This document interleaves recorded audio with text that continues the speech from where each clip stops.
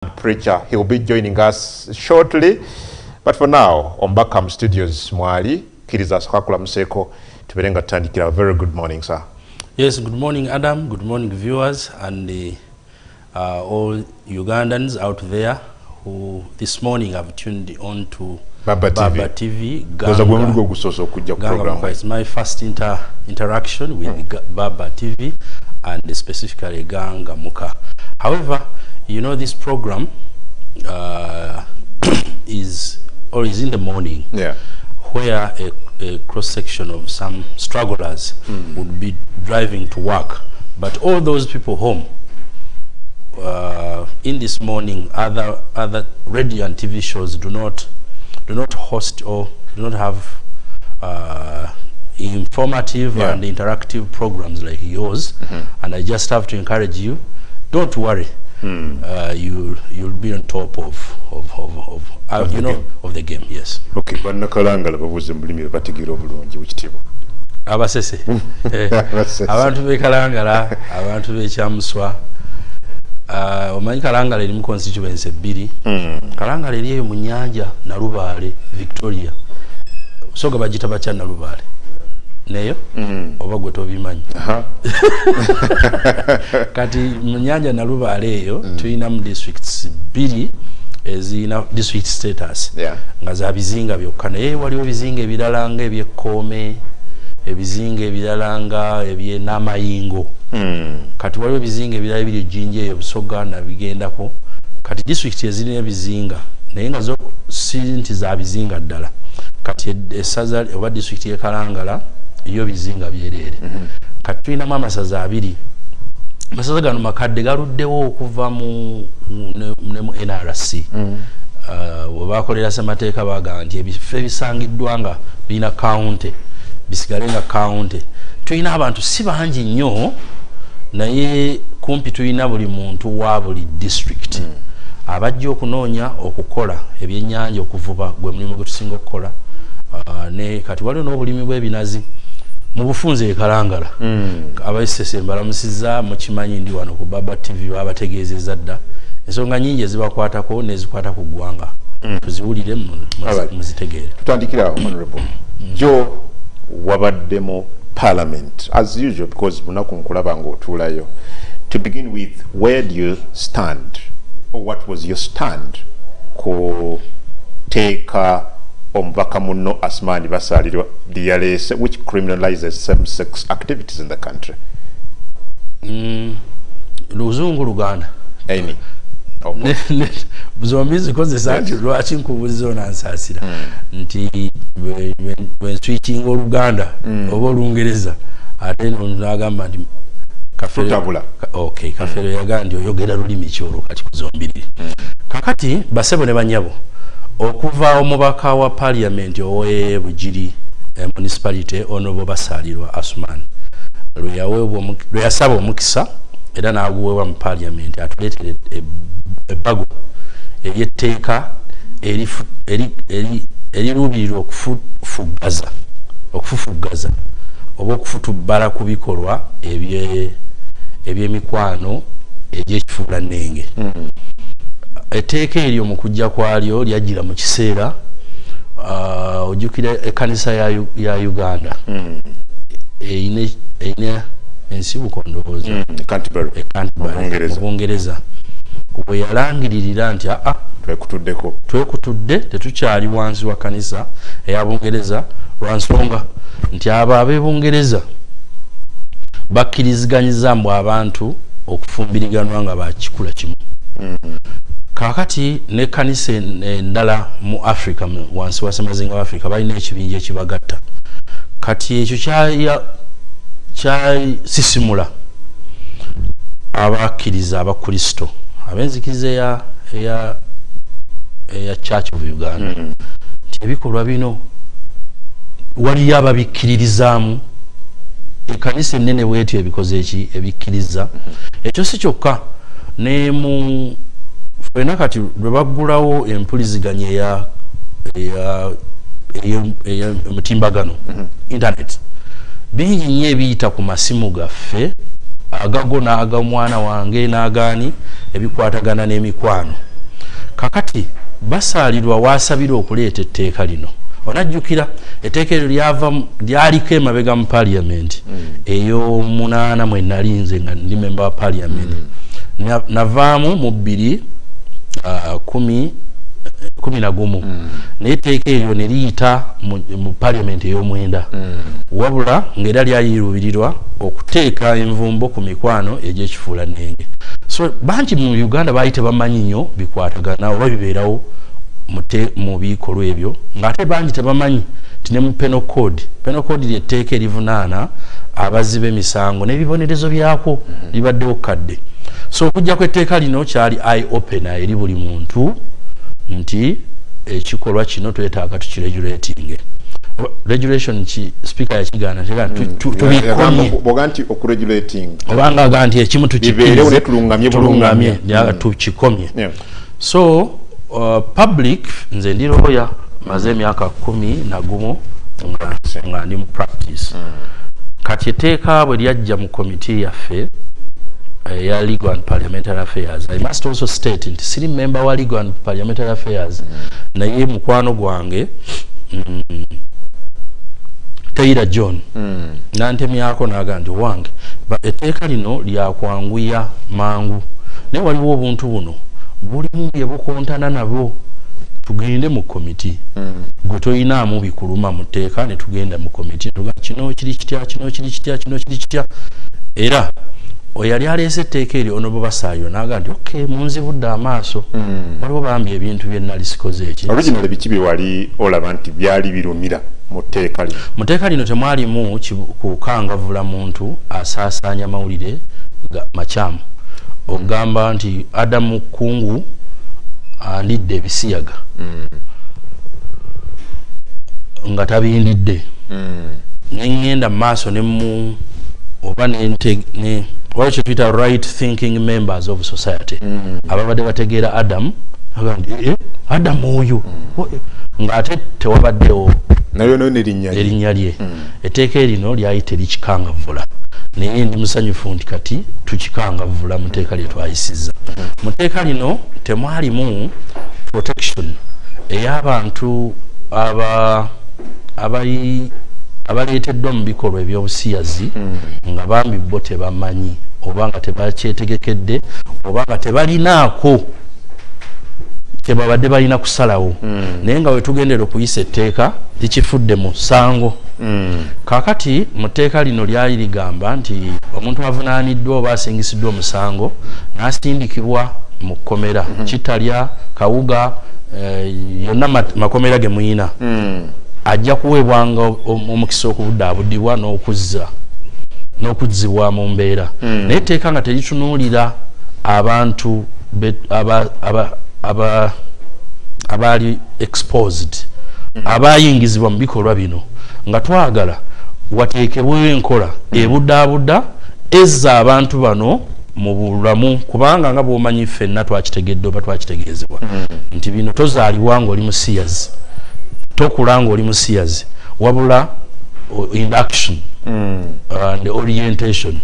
So omuntu ali oriented to something ayinza okubeera addict rehabilitation kati mu tteeka lye twayisizza kya buwaze okurehabilitatinga abo abantu abakyajingiddwa n'abalala obuuli abo balivaayo ne balangirira. Nali njagala n'ekirala ti omuntu azze ne yeewaayo nga bawa amnesty mbayeekera ne baga nti gundi muyeekera jangu weeweeyo tukusonyiwe n'omuntu azze ne yeewaayo n'aga nti bannange nze mbadde mu bikolwa ebyo neyeewaayo naye munyambe ndabe bwe mbivaamu mbadde nze bannimba nti byebyokwenzija ekyokulya era mwembadde mu mbeera eyo nyambibwe.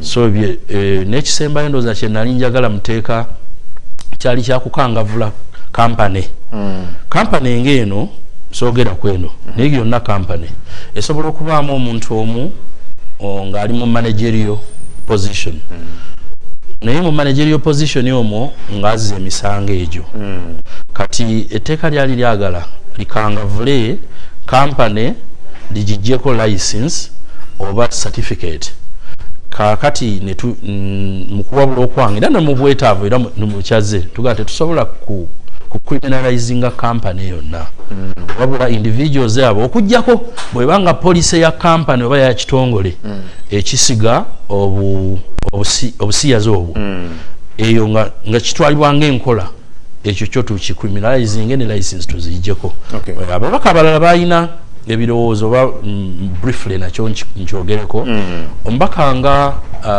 honorable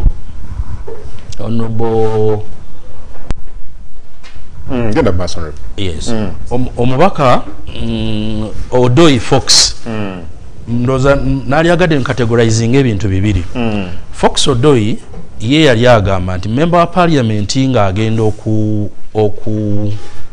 okuteesa oba okulondawo alonde mu phases bbiri phase esooka yeyegamba nti kino kyetaagisa etteeka lyetaagisa oba teryetaagisa okitegedde phase eyokubiri mu bwetaavu bw'etteeka lino mulimu akawaayiro akateetaagisa oba akayetaaga okukyusa bwe kati so parliament yakozeeyo olunaku lwajjo kyekiri ekyokubiri okujjako honorable Fox Odoi ne honorable Paul Kwizera ababadde bagamba nti etteeka lino teryetaagisa si lwa nsonga nti teryetaagisa abo baga nti waliwo amateeka amalala agakangavula kino tetwetaaga kumala budde ku tteeka lino naye buli member wa parliament yabaddemu jjo ng'aga nti etteeka lino tulyetaaga oba twalyetaaga nadda wabula kye twakoze kyekiri ekyokubiri kyeyabadde ayagala ti akawaayiro kano tukeetaaga naye kaalisomye katya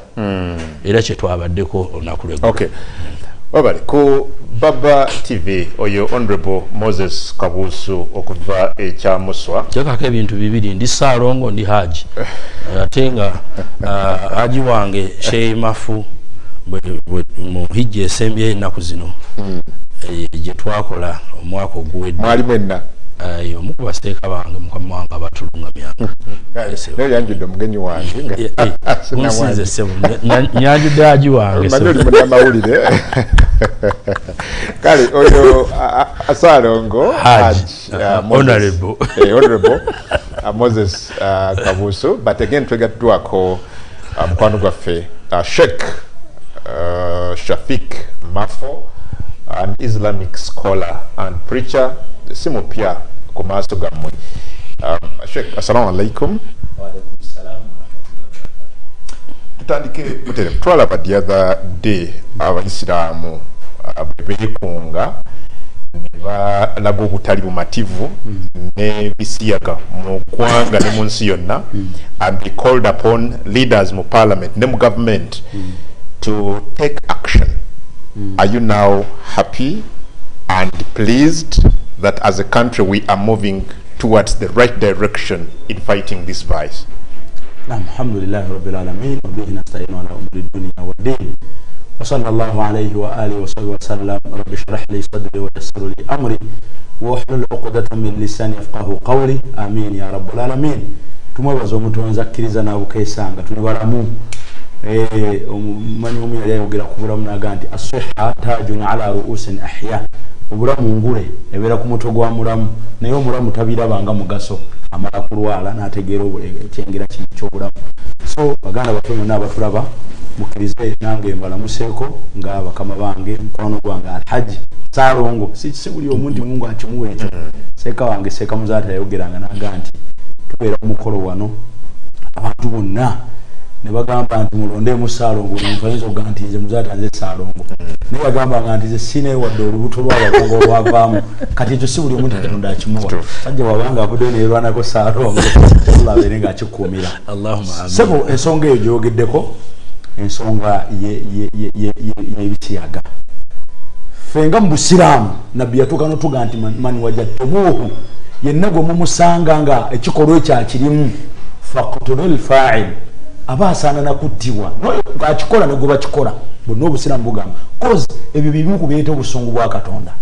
That's why olaba mu busiraamu tukyogerako nnyo obusungu bwa Allah teri busungu bwali bulabiseeko ng'obusungu obwaliwo ku mulembe gwa Luutu yali nabbi abantu abo nga bakola n'alumanya ne Saalumanya obusungu bwa Katonda bwe bunajja tebujja kutaliza akyogerako n'atakyogerako bonna bujja batwalirawo ffe tukabenga economy tuwoze economy tuwoze emirimu tugikola naye tewate tulaba ssente naye nga tuliko obusungu bwa Katonda ddala omuntu ategeera nga n'embuzi tayinza kukola ekyo kebeera enkoko gwolaba obwongo bwo atulaba buyinza okubeera nga omusajja kati nga bukeera ku makyambu Sheikh Mafo mubali mu mukwano ne Honorable Moses esokera ddala Mungu yatona omusajja n'emebika yaffe ennyini tulabika si bulungi.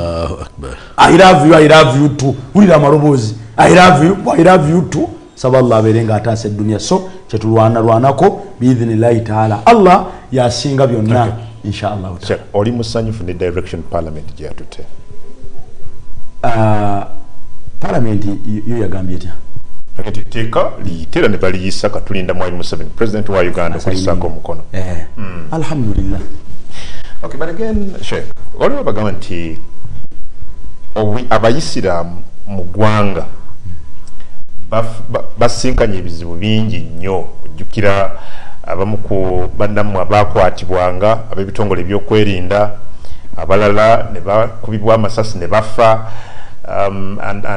and then waliwo calls nti government yali badde ekola ekimala first of all protectinga abayisiraamu bamaseeka abattibwanga but also ng'abamu sina bamativu ne ku ngeri suspects abayisiraamu bwe bakwatibwa ngera abamu ne batulugunyizibwa. So there are some people who said lwaki abasiraamu mwavuddeyo nnyo ku tteeka lino n'okuvoicinga amaloboozi gammwe in support of this bill n'okwekalakaasa things you didn't do then ku nsonga ze balowooza nti zaali zibakwatako nnyo. Akati esookera ddala muganda wange mukama wange ffe tumanyi repercussions eziva mu kino ekintu tumanyi ebinaava mu nsonga eno senga eneebeera nga weeri ekintu ekyo kirwana na mbeera ya muntu kirwanyisa muntu gwe kubaawo gwe sooka weebuuza omuntu akola ekikolwa ekyo ye yazaalibwa atya bw'ate bwe yazaalibwa gwe okubeerawo gwe gwagaa nti kale okiwagira gwe okubeerawo ko mu nsi bw'oti bwe wazaalibwa ekyo kiba kirwana na mbeera za muntu na kubeerawo kwa muntu omuntu aba alwana muntu kuva mu nsi koko kinaabeera nga omusajja wasiza musajja munne omwana aveeyo atya ebirabako emabega kawundozi ali president w'ensi emu bwe yakwata ababiri n'abateeka n'abasibira mu ruumu aga nti bataddemu omwaka mulamba senga muvaamu nga temulina mbuto mwetaaga kuttibwa ddala kati gwenga gwe wajja otya mu nsi Allah yaddira ensi eno n'ateekawo ebintu nga bitambula bibiri kikazi na kisajja wallahu Allah nga bwatugamba fankihu ma tabalakum minan nisa wasamoya abakusanyusiza mu bakyala n'akuwa ne beetu omu abatakumana wasa babiri mathina babiri wa thulathu wa basatu bawulira ngero gwagazi bukyayi wa rubaa wa bana fa in khiftum alla ta'dilu kale bobora banga abana bangi fa wahida kale gobera n'omu obagwe sobodde okubanga o maintaininga dale ekikolwa ekyo lwaki tuvuddeyo tumanyi ebikivaamu obusungu bwa Katonda essaawa yonna senga ekintu kino kiremerawo ekituufu kiri nti tetujja kumalako nabo. Okay. Honorable, nga tugenda okuwummulamu. Yes, mwayisiza ebbago lino, but this happened amid opposition okuva mu ba activists abawagira ebikolwa nga bino abalowooza nti ddembe lyabwe mu mateeka. Are you not violating rights of a certain section of Ugandans? You know, rights are as good as wrongs. On the opposite side of a right, there is a wrong. There are human rights and human wrongs. What a nation thinks is wrong, that sovereign nation should legislate about it and therefore prohibit it. If the nation, the sovereign, thinks it is wrong, that one does not take away any other sovereign state is maybe thinking that is right. There are many things here that are called rights, whereas in the Western, maybe the sovereigns, they think are wrongs. One other person, a social media activist, told me, he was making a reference to African ancestors. The African ancestors in the West are called evil spirits. Then Western ancestors are called saints. Did you ever imagine about that? So on the other side of a right, there is a wrong, and it is a duty of a state, a sovereign state, to declare that that is a right here or it is a wrong. So if Uganda had thought that homosexuality is a right, they would not, one, the Ministry of Finance would not issue a certificate of financial implication. What is the financial implication in this? I've told you earlier in the discussion that all people who will be charged, remanded, convicted, and sentenced will be rehabilitated while in prison. That puts a charge on the consolidated fund, on your taxpayers' money. So if government did not think that we needed this law, they wouldn't have issued a certificate of financial implication, because it will impose a charge. Why are you bothered about people abakole ebintu byabwe mu kisenge kyabwe as parliament? Why should you be concerned? Actually, katubulemu muzije tutandikira ku Baba TV. Honorable Kabuusu Moses okuva Kyamuswa mu district ya Kalangala ne Sheikh Mafo Shafik bendi nabo enkayo nakula tumulamu katono bwetujja. We start from there. At 9 ze Adam Congo program ganga muka webale kubera ngo cyali na fokuva aje twatandikide mu studios nina Sheikh Shafik Mafo ngono Islamic Preacher and Scholar wamune Honorable Salongo Hajj Kabuusu Moses ava Kyamuswa mu bizinga byesese batukuba tochi mu nsonga ngabuzira aba parliament jo yaisiza Anti Homosexuality Bill 2023, but like we said, some people are concerned. They think this is a human rights violation. Yes, the law violates human rights. Mongeriemu obendal. And honorable, but jagala kumanya. Lwaki mwalifuddeyo nnyo nga parliament kubiki abantu abakulu abali waggulu emyaka 18 byebakola nga balina mu kisenge kyabwe? Actually ngende mu Uganda lwaki tekyali badde kya kitukwatako nga abaseegu bali mu buliri bwabwe. And you're calling them abaseegu, yet they think it's a right, and what they are doing, it is within their rights. Kiri mu ddembe lyabwe. Era iwe ngenda awo nti twalibadde tekitukwatako, naye obuzibu obwayingira kubanga wakati wange naawe era n'omumanyi ng'ali wano, emizeejo giruddewo givedda mu bitabo ebitukuvu mu Quran gyenzikiririzaamu. Akugambye Sheikh Shafik nti Allah yazikiriza omulembe mulamba ogwa nabbi Lut, naye ne mu nzikirize ya Bible era boogera ku bibuga Sodoma ne Gomora ebyazikirizibwa olw'omuze ogwo. Kakati bibaddewo kubanga era weewuunya Allah bw'aba yazikiriza omulembe omulala mulamba ate ne bispilling over ku generation ezaddako. Naye ekireese obuzibu be bantu abalowooza nti okulya ebisiyaga right, ne batakoma kukikola bo bokka, ne bateekawo campaign recruitinga senda abaguzi okukoola abantu abalala nti nze nzikiriza bwe nti right yange naye naawe jangu ongoberere. Abantu bangi bava ebweru eyo baagaana okufumbiriganwa ng'omwami n'omukyala, ne bajja ne batwala obwana wano mu Africa, sigambe mu Uganda wokka, mu nkola gye bayita adoption. Abaana abo bwe babatwala ne babatendeka ebikolwa ebyo, era bwe babatendeka ebikolwa ebyo bwe bakomawo nga bafunye omukisa oba okudda wano e Uganda oba mu Africa, era nabo ne babitendeka bannaabwe. Eri abalala be bayamba nga banaku bayinike baagala buyambi, simanyi kusoma ku ndwadde kola ki, obuyambi ne bubeera nga buliko akaguwa, a string attached, okuyamba nja kuyamba nenyina okusiyaga oba nyina okulaga bwetukola naawe obeerewo ofunengamu kasente. So twabadde parliament kyetakkiririzaamu kubanga mbadde wombuliza luli, why would we be concerned about what happens in between privacy between two adults?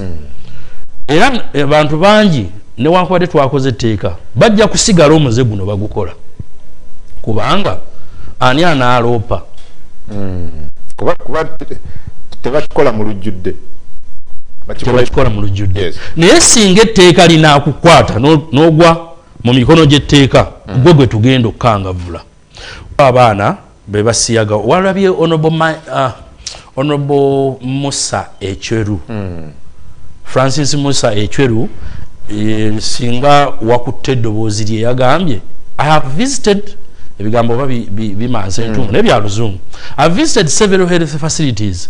I have found young boys with split anuses. And when I asked the medical experts, they told me they had been molested by homosexuals. We cannot accept young children to be sodomized. We cannot. And he said, we must pass this law, we shall win the war. When we win the war, let those people interested in homosexuality go and do it in other countries where it is legal. When you come here, no, it is not permissible, and it has a law that can either earn you a sentence of 20 years, life imprisonment, or death. So ababikola nga bwe nkugambye njagala mutegerekeko wakati wa ndaba yenna nti ebikola ebyobusiyazi bisobola obutaggwaawo kubanga aloopa situmulina ne bwe tufuna aloopa bwe tuti n'okutugwa mu mikono gy'abakwasisa b'amateeka gwe kennyini tujja kukangavula olwansonga bulifre abakola ebintu bino bwe biba nga tebimufuukidde kizibu taloopa n'ebivaamu endwadde sexually transmitted infections eziva mu kusaasaanya obulwadde obuva mu bukyafu obufuluma mu byenda okuyulika byonna ebyogeddwa bijja kukuleetera okugenda mu ddwaliro.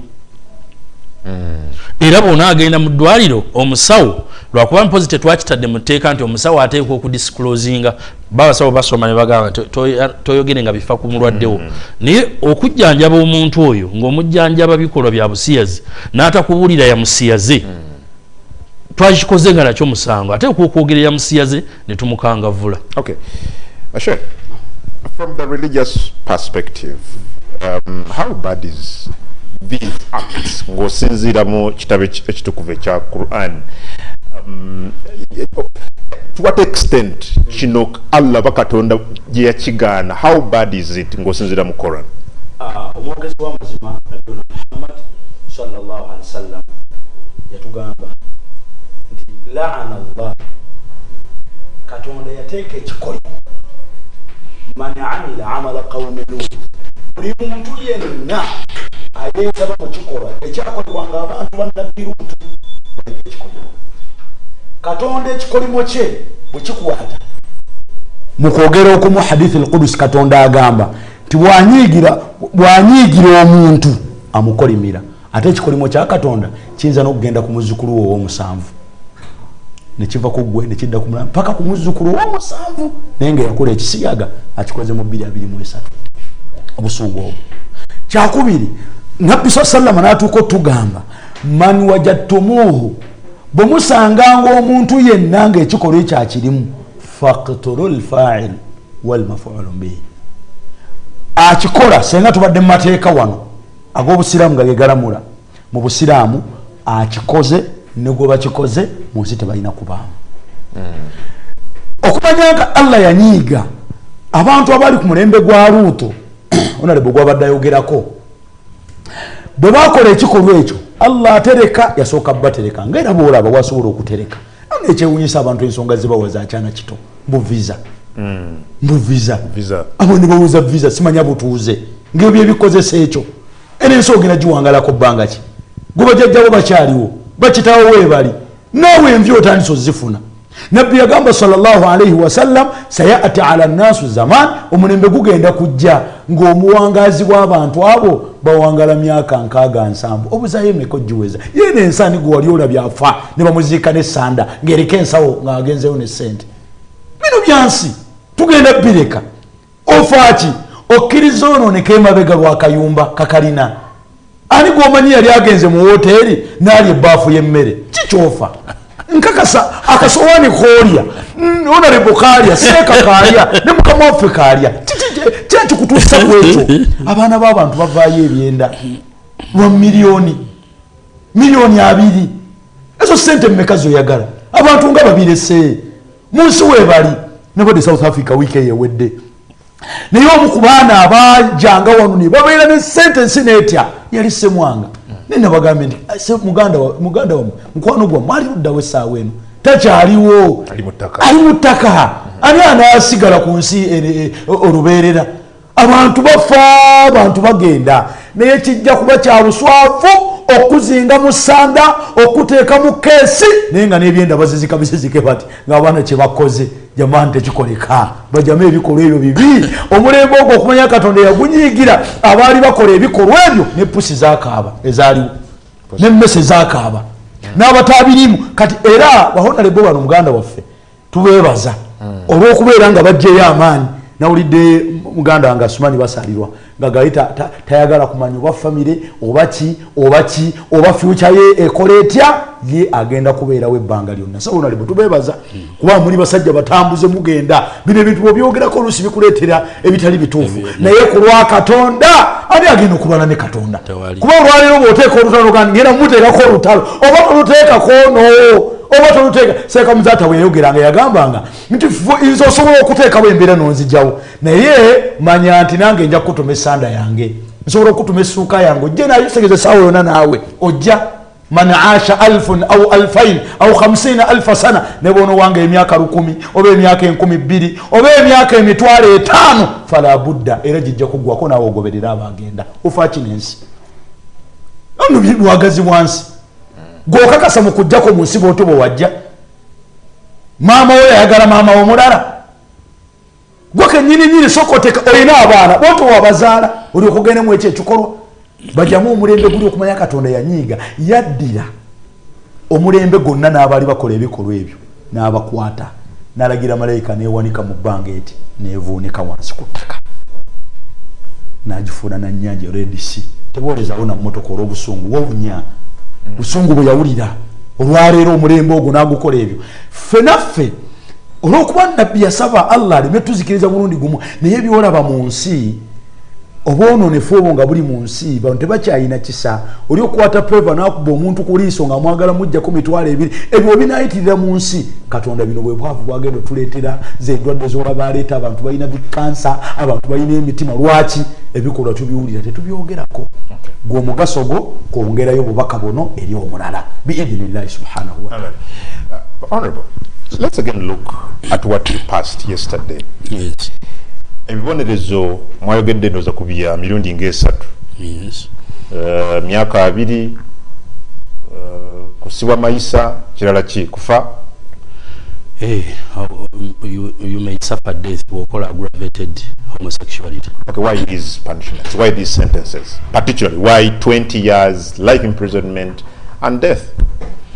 Okay. One, the offenses prescribed under. I mean, there are several offenses prescribed under this act. One is promotion of homosexuality. A promoter, we said, should not be punished the same way as the offender. And the offenders are in 2 categories: a simple offender and an aggravated offender. I think we must discuss what aggravates the offense of homosexuality, or in your interaction with the bill and the legislators, you would have discovered that we are now legislating against aggravated homosexuality. And what aggravates homosexuality is if the offender, you are in a category of a parent or a guardian or a supervisor to a child who is below the age of 14, or to a person who has impairment or disability. Disability can be mental or physical. If the offender is a victim of HIV/AIDS, if the offender is a victim and definitely because of the actions passes on the virus to the victim. And the other aspect was, okay, now if the offender, if the victim is of advanced age, if some powerful young man in a village comes and rapes or does homosexuality, another aggravating factor is if you use force, or if you apply substance or chemical that makes somebody unconscious and you do that act to them, or if you use force, coercion or gunpoint and do it to that person, it's aggravating. It is not in the same weight as some two consenting people. Or it is, so the punishments prescribed for each sentence, for each offense, were in that category. But we say the promoter, because people will come and promote using social media platforms, using media platforms, using NGOs or children homes, and instead of nurturing or caring for the children, somebody instead introduces them to. So we said those people should not be punished the same way, but still we made deterrent sentences such that somebody should be deterred from doing it. Etteeka limwayisiza linda bwe yogerera ko tugeze abafumbo omusajja oba omwami n'omukyala nabo komao. In fact, it was my struggle yesterday in parliament. Parliament tubeera bangi kyekiruma ate nga buli muntu ayagala yalyogedde. Ekimu ku kyensiza okulaba member wa parliament betwasangawo abakadde bakwata nnyo omuzindaalo okusinga abalala balaluse empisa n'obwetowaza ogumiikiriza noga obaana ndaba obaana n'ogezaako n'omutunula ne maaso speaker akulaba obeekungwa akimanyi waaliyogedde naye ogenda okulaba ng'omulala abasa omuzindaalo abamu bafuuse baserebu mu parliament awo. Naye kyenabadde nwana jjo era yasoose kubatinka siimire ng'akyogera abafumbo bangi baloopedde baseeka bano nti nze seeka sikyasobola bufumbo na Musa kubanga nze nalowooza nazize kufumbirigana naye tutegeeragane bwe tuti naye afuuse kizibu ne bino ne bino abyetaaga. Abalala nze ndi plead abajja gye tulinaga I want to divorce because of this. Oba my wife does not do this to me and I think I married her because of that. Kakati etteeka lye twayisiza eggulo nkiddemu kitegeerekeke bulungi andaba teriragulating abafumbo ababiri abafumbo likoma ku same sex naye oyagala kyobuuza kyekirala nti waliwo etteeka erikwangavula abatali ba same sex kubanga bwe ntunulira honorable nga omwami n'omukyala omwami ayagala kuyita awatali wa bulijjo etteeka ddyo likyogerako kirino lino lye twayisiza siri eri mulungamya waliwo eddala etteeka eri mulungamya baliyita the Penal Code Act enyingo section 145 ekangavula sex against the order of nature. Eri gye babadde bannamateeka gye boogerako nti tetuyisa tteeka ddala etteeka weeriri kakati eryo oyo alungamizibwa liri etteeka erya Penal Code Act era n'ebibonerezo weebiri bya life imprisonment for life. Kyalibadde kirungi ne muliteeka wamu anti nze nayimise era n'akazindalo n'enkabaka era speaker nampaye seconds oba 45 naga nedda etteeka lye tuyisa mu Penal Code yoyogerako era waliwo obuwaayiro obugaana ebisiya in fact na musango mu Penal Code. So if you found it important okuleta etteeka eddala nga neriri weeriri ideal lyalowooza nti you would have covered all these areas. Okay, the wording of the introductory remarks about the bill were to prohibit actions of same sex relationships of the same sex, but that did not deter or did not bar us from looking at other existing provisions of the law, especially, of course, ojjukira n'ebimu ebyadde bijja ku Children's Act. Ng'ensonga ez'abaana bakugamba nti etteeka ly'abaana likikangavvula oba likyogerako bwe liti. Tetwayagadde kati nga wadde wali abaana abato, child offenders. Twabadde tugamba nti tubateekeko ekibonerezo. Naye baplead ababadde bekennenya etteeka lino ne batuwulungamya nti etteeka ly'abaana abato ligamba nti ekibonerezo ky'osobola okuwa omwana omuto ekisingayo kibe kya myaka 3.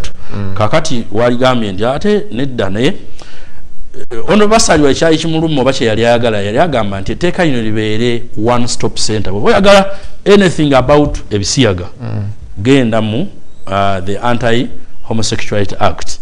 Naye olw'okuba etteeka lye twali tuyisa liregulating abafumbo Kabuusu kwewusa n'akwatagana ne musajja munne oba nalumansi okwewusa n'akwatagana ne mukazi munne betuliko. Naye etteeka liri libadde likangavvula weeriri era likyali ne force.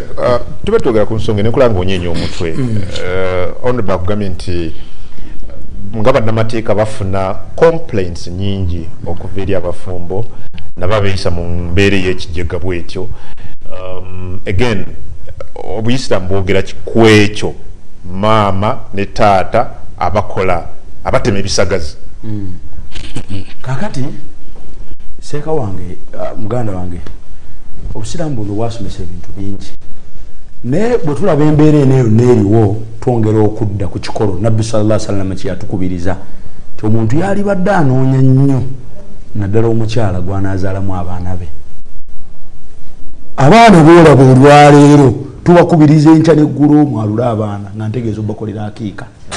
Omwana wa akiika ayawukanira ddala ku mwana ataliiko akiika. Omwana tayinza okubanga yasalibwa akiika najja ku mutimbagano nagamba amannyo gange nze Samimu, nze Sumaiya, nze tusaba kulembeza otukkiriza tukusisinkane ate otutekakase togenda tutuusako tebajja tutuusako buzibu setuyite weeri batukkirize tukole ebikolwa bino. Nabbi yagamba sallallahu nti alharamu bayin walhalali bayin. Ekintu nga kibi ne bw'okiwulira mu matu okiwulira olwaleero ekigambo bisiyaga ne mukama owulira kyennyini nnyini ne mukama kikaluba okukyogera ne mu mbeera z'omuntu bukeere ku makya kati onoonya engeri gy'ogambamu omuntu. Allah yatonda ebitonde ebikyala ebyo sebo mukama wange, ebitonde ebikyala Allah yabitonda era kyovola abasajja bangi bafunye obuzibu mu bitonde ebyo. Omutondo omukyala ne bw'omulaba bulabi bw'oti ng'oli musajja tulaba nti ono honorable, ne bw'omulaba bulabi bw'oti ogenda okulaba honorable alinga atali mubaka. N'embeera zennyini zituuse jamaa ffe tuli bawalimu otuukawo n'ogamba nti mungumya bugumya naye wallahi mungu yaddira ebitonde ebyo. Kyova olaba yagamba nti inna kaidakunna adhimun, enkwe zaabwe nnene. Kati weewuunya omusajja n'omusajja we batandika okugwa mu mukwano kwagalana. Kyova olaba wano biraba nga tebiyinza na kubeera mu public bitiisa kuba ne mugongo. So omu kubamanyi yagamba ye taba kuwulira nti byaliwo, bamuyita noza Umar bin Abdul Aziz yagamba taba kuwulira nti byaliwo, yagamba nti yali bikkiriza wadde Kurani yabyogera naye okuba nti Kurani tayinza giwakanya ye mbongo bwalaba tekijja.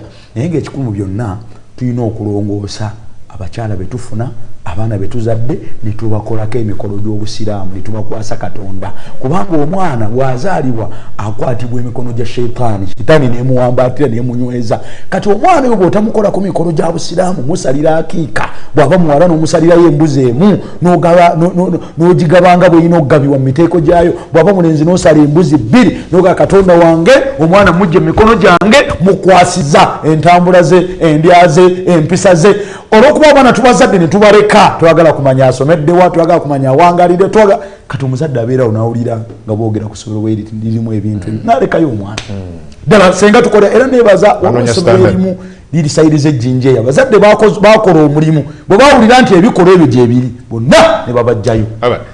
Tugenda mukumbulako honorable, but before we do that muteeka bemugenda okusentensinga singa mu M7 president wa Uganda anabatadde omukono ku bbago lino ne lifuuka etteeka,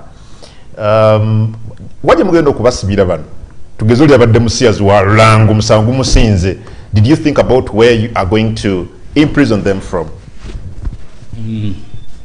Etteeka teryayingiridde ebifo we basibira basiyazi kubanga Uganda eyina amakomera etwalibwa okubanga eyina amakomera agamala okujjako aba Uganda Prisons Service Commissioner General wa Prisons twambagiride parliament ezasooka zambagiride etteeka eri mulungamya asobola okujjulula omusibe eyatwaliddwa ekawuga n'amutwala ekalangala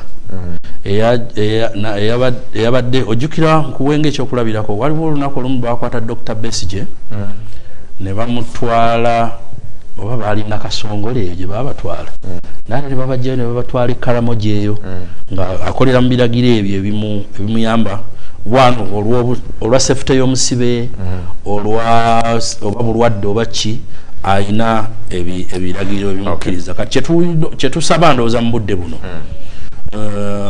Minister wa Internal Affairs ne Commissioner General of Prisons balowooze nnyo kuwa abasiyazi aba abantu abavunaaniddwa ne basingisibwa emisango gy'obusiyazi n'abatannasingisibwa nga bakyali mu custody we banaaterekebwa baleme kuzunza mizeejo kubanga waliwo member wa parliament omu eyayogedde gye wamuwulidde siina bukakafu nze naye yagambye nakiwulidde jjo nti mu makomero eyo ye wasinze okufubutuka emize egy'obusiyazi era abasiyazi bw'asanga eyo abasibe banne nga bakazi oba basajja agamba nti oluyira lunondedde embazza akuba gudiigudde so eyo abantu abatwaliddwa mu komera nga bavunaanyizibwa misango egyo babeere nga balondoolwa n'okuyambibwa obutagisaasa awale nnyoko Baba TV Hot Cup at 9 Adam Kungu zetuddewo leero tugenda kuwummulamu katono bwe tukomawo now that Parliament has passed this bill obuvunaanyizibwa buli eri mwami Museveni. We all remember ebigambo by'omukulembeze w'eggwanga recently ng'ayogerako eri Parliament babuuza is it nature or nurture? What does the MP and our Sheikh think about what sawa enya ezencha yonako olwalero tukoma ku sawa 4:30 onako olwalero tukwase banaffe aba haleluya n'abakutwala emaaso n'enteekateeka eddako nina ombaka Moses Kabuusu Haji atenga Saalongo ava Kyamuswa mu district ku bizinga ebyesese ate nina Sheikh Shafik Mafo nga tutunulira ebbago Parliament ya Uganda girayisiza olunaku olwajjo agenda ku Facebook agenda ku Twitter agenda ku YouTube. We are streaming live ojja kubeera nga otulaba bulungi nnyo. Some of you have already done that.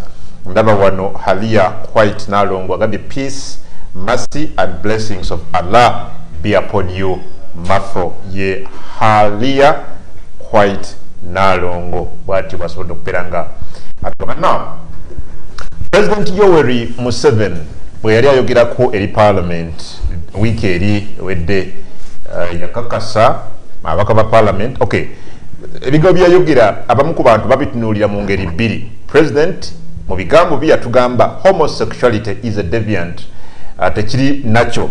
At the same time naga nti alina okumala okutegeezebwa bannasayansi balina okwongera okunnyonnyola nature or nurture. Let's just watch these words. The homosexuals are deviations from normal.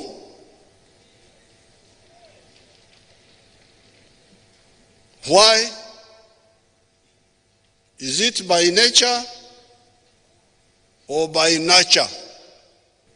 Sex in Uganda and maybe in other parts of Africa is confidential. Even heterosexuality, even the heterosexuals, they do it confidentially. How do we come to know that you are a homosexual unless you publicize it? We shall discuss all this. We shall discuss all this. Bigambo bya mukulembeze w'eggwanga etteeka gwe lididde kati okusalawo ebbago lino oba lifuuka etteeka oba nedda. Honorable, Yes. There are some people who think this was, or these were double-edged remarks from the head of state. What do you make of that? But also, what do you think now that he says this shall be discussed? I actually think, you know, I know you have invited guests here to discuss the president's interaction and the address to Parliament. Address to Parliament, and several of them have told you he had come to discuss what is this program, the PDM. Others said it is a duty bestowed on him that he has to speak to Parliament, like that. But in my own understanding, the president had come to communicate that last statement. And I say it again? Yes. It is only what had brought him. No, but he gave more time on parish government model. He had a lot of time to say that. A lot of it, in fact. And I know you didn't invite me to discuss what he said, but you will be told, you will find out that he actually said nothing about the program. He's talking about a program which he launched in Butaleja and a year ago, and said every parish would have 100 million shillings, 100 million shillings per annum per year. That first year, they said it would. They reduced it to 17 million shillings, and in some parishes, not even a single coin for that very year has been received. He came and said, now this year, if the other year was a failure, this year, 100 million shillings. Now, when the speaker dispatched us to go and interact with the communities, the parishes that were meant to receive the money, no single member of Parliament will tell you that his voters can withdraw the money. There is a state, you know, different. Any Ugandan knows a damage check. A damage check would actually reflect on an original check or an existing check, but the damage in the money that was sent or allegedly sent does not even reflect on the account. No bank manager can tell you you can withdraw money on the account. 25 million shillings that ought to have been sent did not go, and it's not there. So when members of Parliament went and wanted to, in fact even today on the order paper, the speaker, if the time will allow, thinks members of Parliament from regions would present what their findings. But all members of Parliament tell you the people have urged to have the money to do these programs they have indicated, but the money is not there. Well, he would have said that. He writes, President tweets or writes or makes orders and statements. But with this, there was this law, and it was a thorn in the flesh. Uganda still survives on aid. We say it, we don't. Oh, sebo. Ensi ya Uganda tetuli baavu naye abakulembeze ffe, nange ndi mubaka wa Parliament, naye abakulembeze abasalawo ebyensonga eggwanga litambule litya bakyatambuliza ku bulebeesi ku bwa masikiini. Si kino ekyaffe seeka emisikiini gwoyogerako, naye kumpi Uganda nsi yabo masikiini. Nti tukyaleebeeta ssente abatuwola olumu ensimbi ze batuwola baziteekako obukwakkulizo, era okuyisibwa kw'etteeka lino tewakimbuuza naye nkimanyi. Okuyisibwa kw'etteeka lino kuyina engeri gye kuyinza okusanyalaza ebintu bingi, ekyo nkimanyi. Ogwembadde nzijaawo. Era President mu kulowooza kwe n'agamba nti tujja kukyogerako ekyo tukiweemu obudde, kyekigendererwa kye yali ayagala nti babaka ba Parliament muwache nyinyi muzimye moto, hii mambo tutaongea baadaye. Naye obuzibu bwalimu nti abantu bana Uganda abalajana walabye ne Prime Minister mu kusooka Ssemujju yasoose n'akuba olwayi n'agamba nti mutukakase nti oba omuntu eyakola katemba ku tteeka liri kano si mumalirivu kulikolako katemba twononera ebiseera byaffe obwerere.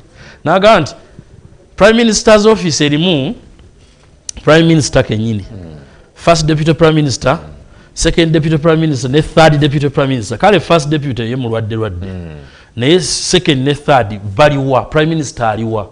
Baleseewo ono omukulu Government Chief Whip occupying office ya Prime Minister n'akimala ekyo n'agamba nti naye oyinza oyo muleka naye waliwo vice president waliwo baminisita be bayita ab'omuzinzi nga abasalawo ku byensimbi wano oba ebyamaanyi ejje nga tobalaba ku front bench olabawo baminisita bakwalakwala bano kiki ba state minister bokka be babaddewo ddala government malirivu prime minister najja n'agamba nzize wano okubakakasa nti government malirivu okusa muteeka lino mu nkola naye era kisoboka oyise etteeka nelitwala obudde bungi bwe litwala obudde bungi myezi 3-5 president n'awandika naga mudde mutereeze kano nga bw'ateekateeka n'omuntu omulala n'aliwawaabira kubanga kigende mu lujjudde nkyogera nga sitya n'antwala mu kooti nsobola okwerwanako omubaka wa parliament Fox Odoi omubaka omusaayi muto mu budde then Andrew Mwenda ono eyali leader of opposition Professor Morris Ogenga Latigo nani abagenda mu court bali decoy mu byekijazibwa kye bayita decoy nti omuntu oteekawo ekyefaanaanyiriza omulabe amagaralire ku kiri omukube kati bali decoy ya muntu mukulu nnyo wano mu ggwanga era tebaali bonga bo ayi nga bali bakosebwaki kubo kuliko omusiyazi kwabo sina bukakafu nti tekuli n'oyo omwami gundi Odoi tubadde tuwuliziganya naye nga pleader era ne mu committee ng'abantu bamubuuza naye gwe oli musiyazi ayina abaana ayina n'abakyala babiri lwakuba abaana be n'abakyala be bajja muno ne baddayo naye babeera Bungereza so si musiyazi kakati ne president mukulwana bino byonna nti etteeka nditaddeko omukono mu lujjudde ng'abamawulire mujje mu ndabe yali amaze okulaba emiwaato we tusobola oddikasukira ebweru kati nze ndowoozaamu nti strategy ey'omulundi guno president yeveemu etteeka aliteekeko omukono oba tuli yavuwala ne tulomba bano baseeka baffe banatulombera ajja kulwawo diteekako omukono alizaaga nti kano mukatereezeemu kino ekibonezo kikambwe ennyo kano nga temwakatadde tubeeremu ebyo ekisanja ekyokulonda kituuke. Brother Hajj, Sheikh, nga parliament ne government ekola omulimu gwayo mwenga bannaddiini ogwammwe mugukoze what are you actually doing nga bannaddiini okulaba nga mu protecting families abaana ne society okutwaliza awamu okuba nti emize gino egyeyongera tegyongera kubasensera. Alhamdulillah, njagala kwebaza baganda baffe abaweereza b'eddiini naddala abasinga obungi bw'ogenda ku social media mikutu mingi naddala egy'eddiini naye at least olaba nga baseeka abasinga obungi bakuwulira obubi obuli bisiyaga obubi kama basheekhe sayidi yaffe at least bagezezzaako era olaba mu matu g'abantu olwaleero kati n'okukyogera obwogezi kiswaza baseeka kutuba bazisomye baseeka mu bidala by'emikolo babyogedde baseeka mu nkuŋŋaana ensonga emwe bagitaddeko nnyo nakusaba yongere okubeera nga basiima ka information kensaba onzikiriza sebo moderator mpe seeka wange era musabe ku lw'abaseeka bannaffe abalala temukoma kubuulirira bukyamu bwa Antwale sirimu sirimu atta akozza kenenya temwewale sirimu naye mufeeyo n'ekirala okulaba abalwadde ba sirimu babudaabudibwa batya mu kubuulirira ku bulwadde ku buzibu bw'ebisiyaga eriya be baabikolako edda already. Tusaba umma n'abamanyi ba ulama mutuyambeko era muyiyewo mechanism n'abo bambi abatuusibwako dda agakolobero ngaago balabirirwe. Waliwo ebibadde byogerwa kanisa ndowooza abamakanisa nga bagamba nti bebamu kuba sponsoringa oba waliwo n'obubiina bwa nakyewa obulala obusponsoringa naye ndowooza tetwayawudde ate mu parliament aliwa sponsoringa n'aliwo oba afaayo okubudaabuda oba ogezaako okulaba abaabikolwako nga tewabadde nga tebavunaaniddwa bajjanjaba batya. Nsaba obukulembeze bwaffe obw'obusiraamu mu Uganda wano buyiyeewo mu ssente oba ze tuwaayo mpolampola mu kudduukirira bashehe balangirire nti ninawo omulwadde ono ow'okulabirira ow'okubudaabuda mpolampola okuva etteeka bwe linaatandika okugenda mu nkola. Mpozi ekyokubiri n'okusaba kubanga Obusiraamu tugamba nti kullukum raa'in, mwenna muli bakulembeze, totunulira mukulembeze weri waggulu yekka, naawe wooli gwatulaba oli mukulembeze wa famire yo, beera omwalimu wa famire yo, beera seeka wa famire yo. Era njagala okutwala omukisa ono okwebaza, twamwebazizzaako awo muganda waffe ndoze pasitaani ono wawanibwa ayise atali Bujingo aludde nga ayogera ku nsonga eno male oyo aludde ng'ensonga eno fact teekako embeera ey'enjawulo naye omusajja oyo Mungu amunyweze okere ku macha pastor oyo nga seeka naye mu mbeera bwetyo omusajja aludde ng'ensonga yagitaddemu nnyo amaanyi.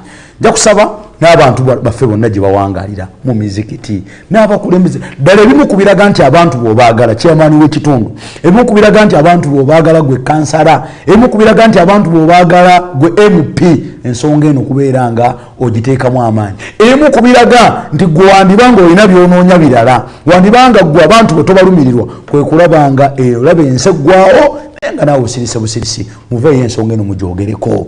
Baseeka bagezezzaako bani naye senga naffe tufuna sapooti yaffe oli naava muzikiti nga budde seeka gundi akyogeddeko seeka nkata mitiyano ensonga yagyogerako nnyo muganda wange Sheikh Burhan Titi ensonga yagyogerako nnyo nabwekityo nammwe muveeyo Imam Kyino yakola emisomo muganda wange Seeka Sekimwanyi so nga bagyogerako abawalimu ab'enjawulo muveeyo muzoogereko ensonga ez'enjawulo. Njagala kwebaza muganda wange Sheikh Miradi Kalume nakaseraawo buli misomo gye ebiseera ebisinga obungi ogenda okulaba ensonga agiteekamu abawalimu alhamdulillah bo bagezezzaako ensonga eno ogikwasa amannya amagego. Nabwekityo nammwe tubasaba buli omu weewangalira mukulembeze bwe bw'olimu olina abakyala w'abakyala bategeeza obubi buli mu nsonga eyo. Ate era mukadde wange bwaga alhaji bwagambye nammwe naabo abali mu mbeera eyo osobola okujja n'otuukirira mukulembeze n'omubulira oba oli awo obuzibu bw'olimu ne tulaba engeri gye tugattagattamu okulaba nga naawe obulamu bwo butereera kubanga oyinza okuba nga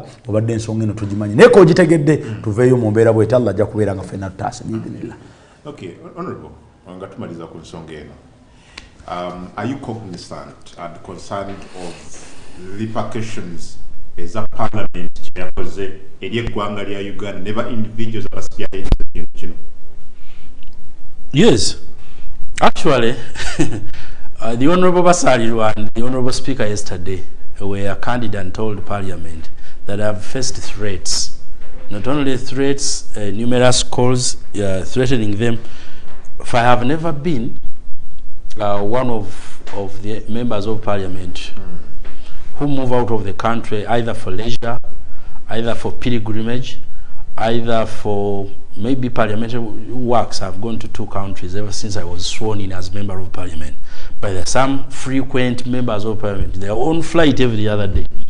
I know some countries that take homosexuality as a right will make sanctions on leaders here in Uganda. The only leader that may be spared, I think, is the president, because the president he enjoys some immunity as a fountain of honor. But many leaders will face sanctions, and such sanctions will even include travel bans. Okay. However, it's a clarion call to leaders. Leaders must accept to take responsibility, whether it's hard pain, hard truth, and say it and take it. Mu bufunze ndowooza abantu baffe abakulembeze mwawulidde ono Basalirwa nga akaayana ne speaker nti amasimu agabadde gankubirwa Basalirwa yagambye nti abasiyazi babadde bampeereza video n'ebivumo ku mikutu gyange. Basalirwa oli bwe yajja ku Monday nga 13 yatugamba nti ne Twitter yamuwandiikira nti yafunye complaint nti yennyonnyoleko lwaki tebamujja ku mukutu gwa Twitter.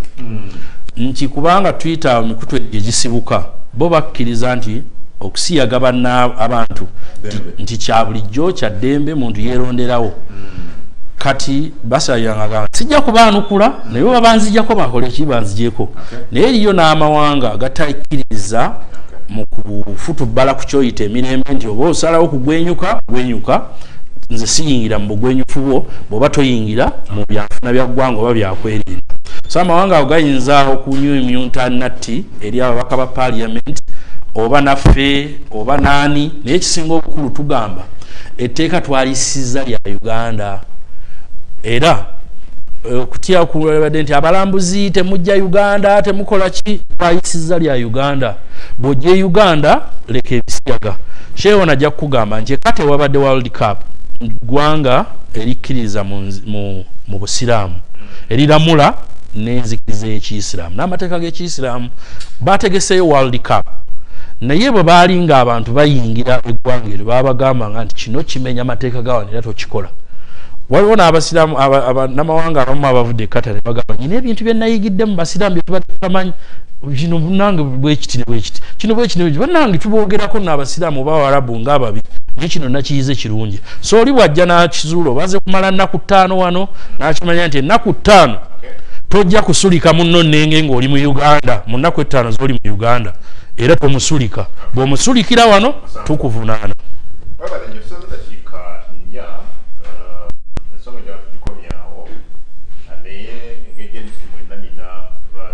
Islam echa tutandika omwezi omutukuvu gwa Ramadan Sheikh kodi dakika 3 kunya oberenga obakune kyogera eri abayisilamu omwezi ogujja oba gutandika encha ogwa Ramadan ebirungi byago lwaki twalisibye n'ebirala dakika 3 zokka. Alhamdulillah rabbil alamin abatwaba mwennawe bitibwa omwezi gwa Ramadan gutuuse bwatuukanga Nabbi sallallahu alaihi wasallam okutuuka yagambanga basahaba abalinga abagoberezi be n'abaga nti ataakum Ramadan mwezi gwa Ramadan guze mubarak ogw'emikisa Uganda wange enseno fena twetaaga mukisa omukisa guze omwezi gw'emikisa shaharun mwezi unzila fihi alquran mwezi gwakkirwamu ekitabo eky'ebbeeyi kya Quran constitution y'obusiraamu yonna omwezi gwe tugenda mu olunaku lw'enkya gwe mwezi muyakkira baganda bange bebitiibwa akaseera katuuse tugenda mu ssomero essomero ligenda okuyigiriza empisa era ng'omuntu bw'alina okweyisa mu mwezi ogwo gwa Ramadan Allah bw'akwagala okweyisa obuwangazi bwo bwonna abantu babeera mu Ramadan tebavuma abantu babeera mu Ramadan bayamba abantu babeera mu Ramadan kugamba bawangalira mulamu nga naawe olabira ddala babulabika Ramadan etuuse Allah agambye ate mu Quran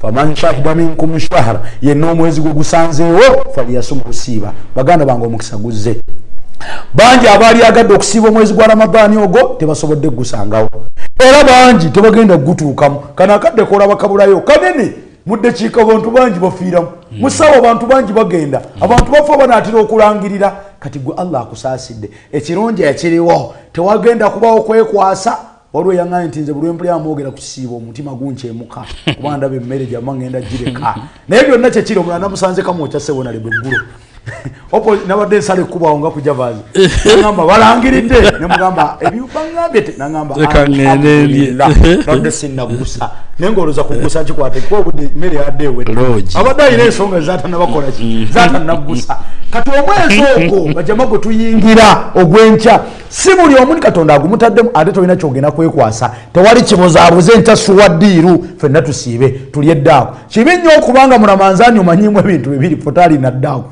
abantu babeera mu Ramanzaani nga yamanya ebintu ebyo futaali ddaaku era omusajja mukulu bamusanga nga tasiibye n'omubuuza kitosiibye naga asaalidde eddaaku ensonga gyawa bannaaye konna akasobola okukolebwa omwezi gwe tugendamu wallahi edduwa zaanukulwa musabe edduwa buli mu mbeera obudde obwo obwekiro obudde bwa ddaaku toddawo wanika emikono mu bbanga nkolerera bw'onootandika n'osimbula from day one mpaka kuggwako Allah agenda kwanukula amaduwa gammwe musome ku Quran muliise ku bantu abantu bali bubi njagala bakakasa abantu base amenvu gola batulya ku muzikiti abamuge bakomako mpaka ncha lwaki tokwatayo sabu y'omukyere n'otwalira abantu abatalina nabo ne basiiba esooka empeera z'ofuna bw'osiibulula omusiibi kati Allah akuwa mpeera y'oyo gw'osiibuludde akasembayo ssebo ebimu ku biri abantu basale tarawiya naddala abavubuka naye kiruma okulaba nga abavubuka ate bw'osanga ku layini ezisooka amina abakadde bw'osanga ku layini ezisooka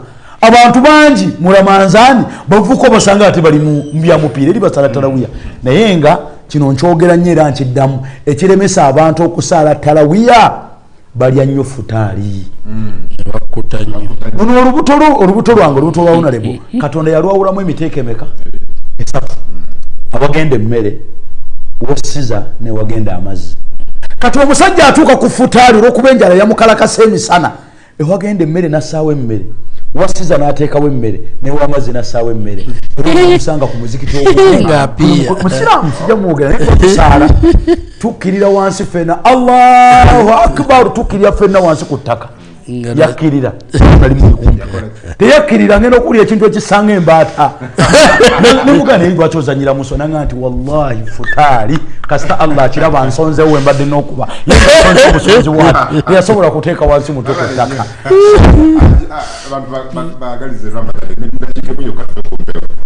abasiraamu mwenna kyatulaalikibwako ffenna okusiiba eri abasiraamu abakkiriza abeesobola obusobozi bwaffe kyeha bunyonyodde ebeteeka mu kategori etasobola kusiiba naye nekirala ndowooza mu bitundu bingi abantu bambi olw'obwavu nga sheebwa kinyonyodde obeerawo obwetaavu okudduukirirwa abayambako tujja kukola kye tusobola okudduukirira mu ssaza lyange ery'enkiikirira emizikiti egy'enjawulo obuyambi bujja kubatuuka bakiri omuntu afuna obuugi oba eryenvu asobole okusiiba ffenna insha allah empeera ezo muzeeyolere ate allah mumuwanjagire ebintu bingi ebitatambula bulungi mu ggwanga bitereere ne mu byobufuzi tetukola nsobi mu kwonoona ebirungi bye twakatuukirira okulembeze oyo honorable Moses Kabuusu ava Kyamuswa mu bizinga by'essese ne Hajj brother Sheikh Shafik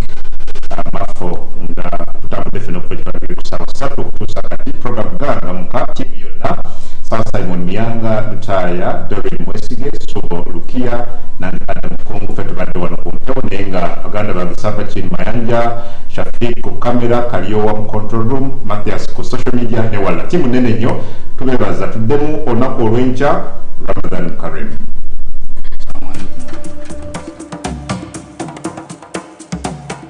This is Hot Cup at 9.